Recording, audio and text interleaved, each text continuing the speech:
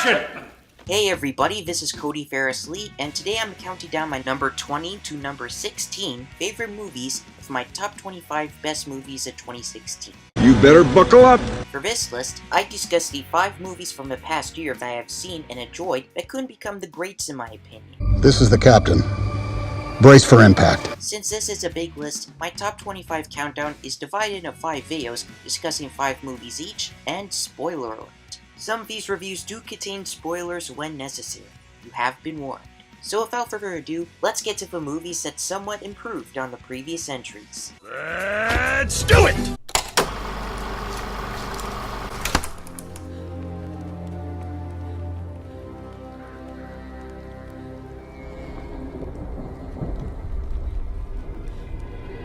Number 20, Risen.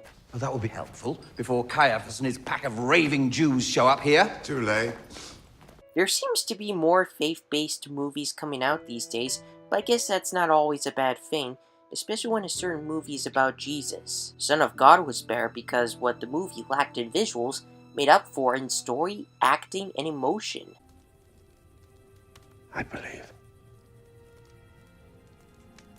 I can never be the same. However, for Risen, while it has good visual effects and acting, there's hardly any emotion to tug at my heartstrings. But this is the Jesus story most people like me weren't aware of, and it's worth a view. Even if you're an atheist or believe in a different religion, this movie should lift up your heart and increase your faith.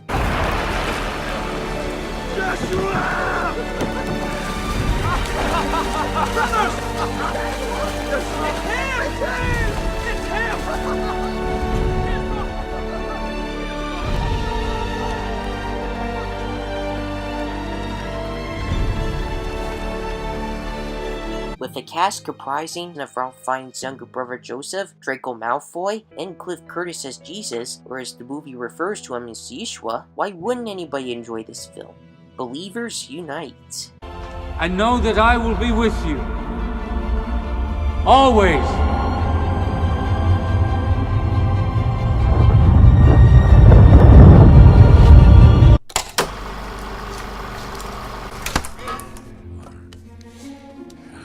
Where am I? Giant country.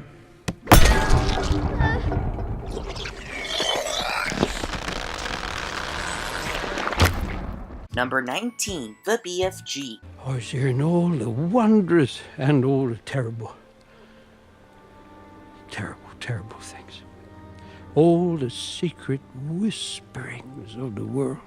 Steven Spielberg's first Disney movie is what I kinda like to call BFF, Big Fun Movie. Unfortunately, it's not as big and fun as I imagined. Set in everything British, this adaptation puts Disney, Spielberg, and the late Roald Dahl together to create a motion picture that should have been better than what we got. Oscar winner and new Spielberg collaborator Mark Rylance is incredible as the BFG, and the visuals are beautiful, with my favorite setting being Dream Country, but the rest of the cast deserves credit too, especially newcomer Ruby Barnhill as Sophie. Jermaine Clement and Bill Hader play the two leading evil giants, though Bill playing one of them kinda sounds strange to me because he's unrecognizable and you really don't see him play bad guys in his previous work, except for one anime movie we'll get to later. What's funny? Funny, you know, like... Oh yeah, funny. Yeah. Jermaine, on the other hand, definitely plays villains with ease, as if Nigel in the Rio franchise and Boris the Animal in Men in Black 3 wasn't enough, he now plays a motion-captured flesh lump eater, though Boris is still the best and scariest antagonist he's portrayed. Okay, I will admit, the whole giant language thing is a little weird even way before I watched this movie, thanks to the commercials and critic reviews, cause here's a few cuss words I can already imagine in giant language. Fuckadonkus. Shitopolis, Titty Bonza, Ass Wigglehole, Bitch Chili, Bastard Doubler. That's all I could think of so far. Flaws I do have involve whiz popping and the climax. Whiz popping is giant language for farting after drinking a soda-like frobscottle, and it's pretty gross yet kind of funny when some of the humans and the Queen's dogs do the deed. It's glummy.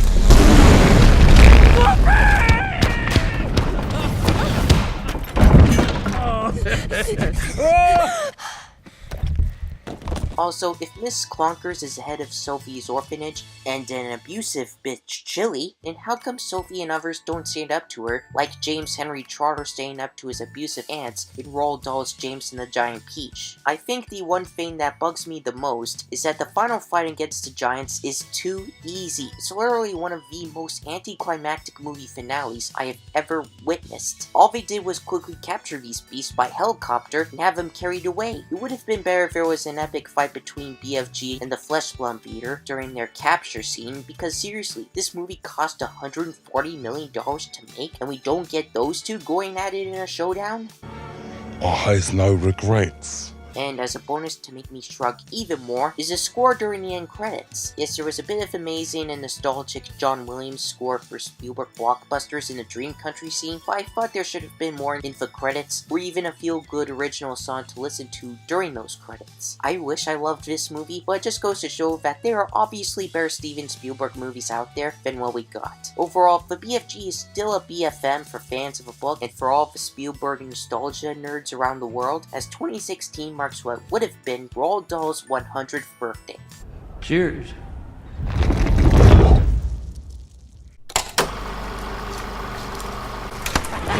Delicious bird eggy weggy. You can't eat eggs! What are you gonna do? I'm a foodie! Number 18. The Angry Birds Movie. Mr. Red, given the severity of the crimes, I have no choice but to impose the maximum penalty allowed by the law. Anger management class. Pluck my life.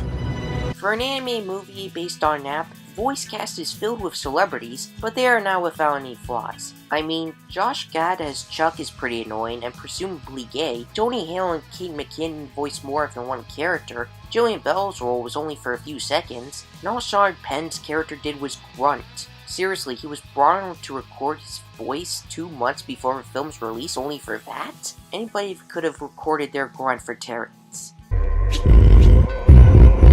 But on the upside, Maya Rudolph is perfect as Matilda, Peter Dinklage is top-notch as the Mighty Eagle, and Bill Hader is hilarious as Leonard, aka King Mudbeard. If that isn't enough, there are also small roles from Max Charles from The Amazing Spider-Man and Mr. Peabody and Sherman. Blake Shelton has a funny country-singing pig, Charlie XCX, and awesome pig-like celebrity references, John Hamm, Daft Piggy, and Steve Aoki, plus the Shining reference. Seriously, what is it with these kids' movies in The Shining?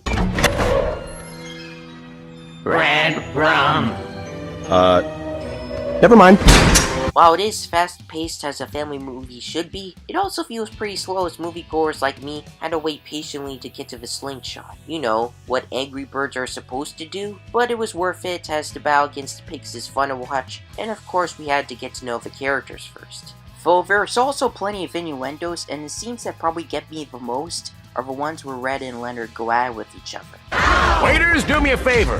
Take the rest of the night off. Hey, if you got the night off, why don't you fix my house? Yeah, it's the same guy. Despite mixed reviews, it has the honor of being the best reviewed video game movie by far and made a good amount of cash. The former isn't saying much, but 2016 is definitely the year that's slowly breaking the video game movie curse, as most of them are big box office flops. I can sleep late, Mom. It's not a school day. The one thing that bothers me the most is when the end credits start, we see that Leonard has somehow survived the explosion Red set up and is hatching a new plan. Does this mean there will be another Angry Birds movie? Well, yes. Sony and Ravio greenlit the sequel right after the film came out home video. So while we wait for a follow-up, let's just have fun with the movie we have. Come on, Leonard. Leonard can't dance. He's hatching a new plan.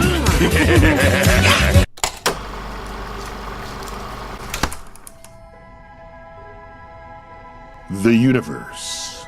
A vast expanse of space and matter. It includes all that we see and all that we know. Since the beginning of time, we have wondered how it came to be. A gloriously orchestrated plan? A chance series of events?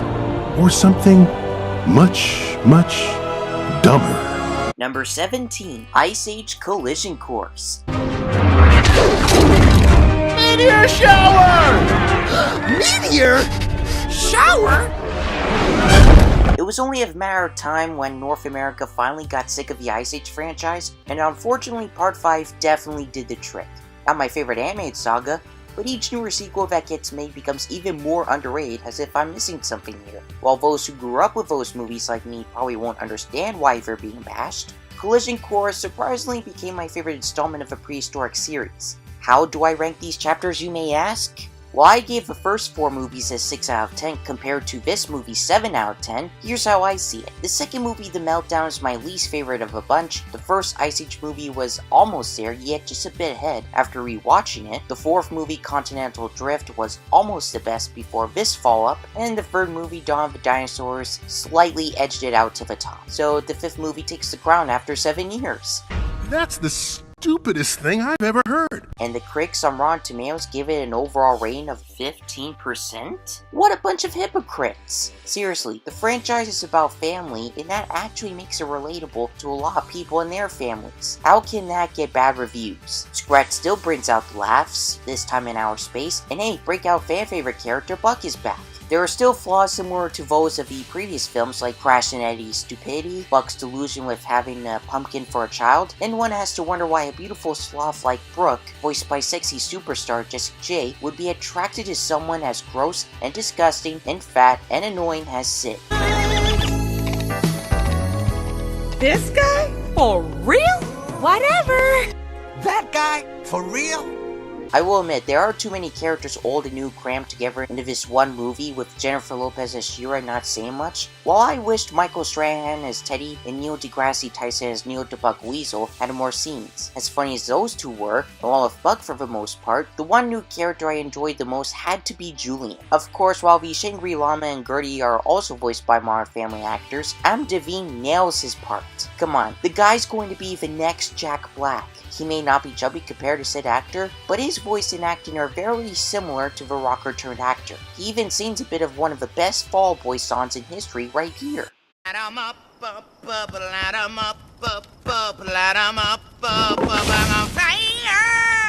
But what makes this anime flick emotional, other than Sid finally finding true love, is the moral about letting go of your children and letting them have an adventure of their own. That may have already been explored in anime blockbusters like Finding Nemo, the Hotel Transylvania movies, and The Croods, but that's what makes this story of Peaches and Julian getting married and moving on so good, and it helps this movie focus on more than just the asteroid heading to Earth. I don't know whether or not this is the final chapter in the franchise because of the domestic box office receipts. One can hope not, as I still want to see the herd frozen in ice and fall down in the Museum of Natural History in modern-day New York. Now that would make the perfect franchise finale. How can that be the original plan for the 4th installment, yet still not happen?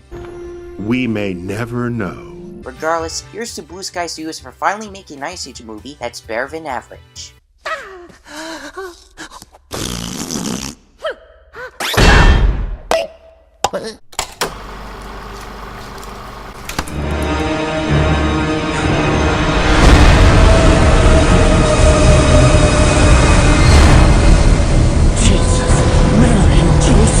Number 16, The Finest Hours.